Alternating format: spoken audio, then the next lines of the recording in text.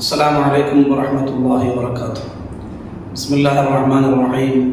വസ്സലാത്തു വസ്സലാമു അലാ അഷ്റഫിൽ മുർസലീൻ വഅലാ ആലിഹി വസ്വഹ്ബിഹിൽ ഫായിസീൻ.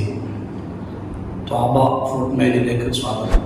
ജമാഅത്തായി നിസ്കരിക്കുമ്പോൾ ഇമാമിൻ്റെ നീക്കുപോക്കുകൾ, ഇമാം റുക്കൂഇലേക്കും സുജൂദിലേക്കും മറ്റ് പ്രവർത്തനങ്ങളിലേക്കുമൊക്കെ പോകുന്നത് അറിയൽ മഅ്മൂമിന് ആവശ്യമാണ്. ഇതിനുവേണ്ടി ഇമാം ഉറക്കെ തക്ബീറുകൾ ചൊല്ലാറുണ്ട്. അതുപോലെ തന്നെ ഇമാമിന് എന്തെങ്കിലും അബദ്ധങ്ങൾ സംഭവിക്കുമ്പോൾ, ഇമാം മറന്ന് 4 റക്അത്തുള്ള നിസ്കാരത്തിൽ 3 റക്അത്തിൽ തന്നെ തഹയ്യാത്തിരിക്കുക പോലത്തെ എന്തെങ്കിലും അബദ്ധങ്ങൾ സംഭവിക്കുമ്പോൾ ഇമാമിനെ ഉണർത്തിക്കൊടുക്കൽ മഅ്മൂമിനും സുന്നത്തുണ്ട്.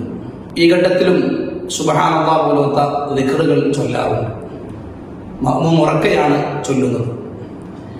ഇങ്ങനെ ഉറക്കെ ചൊല്ലുന്ന ഘട്ടങ്ങളിൽ നീക്കുപോക്കിൻ്റെ തക്ബീറുകൾ ഇമാം ഉറക്കെ ചൊല്ലുമ്പോഴും ഇമാമിന് അബദ്ധം സംഭവിക്കുമ്പോൾ മഅ്മൂം ഉണർത്തുമ്പോഴുമൊക്കെ അത് ഒരു ദിക്റാണ് എന്ന ഉദ്ദേശത്തോടു കൂടെ ആയിരിക്കണം ചൊല്ലുന്നത്.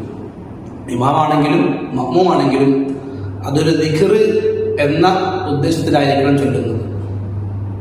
ഒന്നും ഉദ്ദേശിക്കാതെയോ അല്ലെങ്കിൽ കേവലം മറ്റേയാളെ ഇമാമാകുമ്പോൾ മഅ്മൂമിനെ, മഅ്മൂമാകുമ്പോൾ ഇമാമിനെ ഉണർത്തുന്നു, അറിയിക്കുന്നു എന്ന ഉദ്ദേശത്തിൽ മാത്രമാകുമ്പോൾ നിസ്കാരം ബാത്തിലാകുന്നതാണ്. ഒന്നുകിൽ ദിക്ർ എന്ന് മാത്രം ഉദ്ദേശിക്കുക, അല്ലെങ്കിൽ ദിക്റും അതോടൊപ്പം ഇമാമിനെ അല്ലെങ്കിൽ മഅ്മൂമിനെ ഉണർത്തുന്നു എന്നും കൂടെ ഉദ്ദേശിക്കുക. ഇത് രണ്ടുമല്ലാത്ത ഒരു മാർഗം സ്വീകരിച്ചാൽ അതോടുകൂടെ നിസ്കാരം ബാത്തിലാകുന്നതാണ്.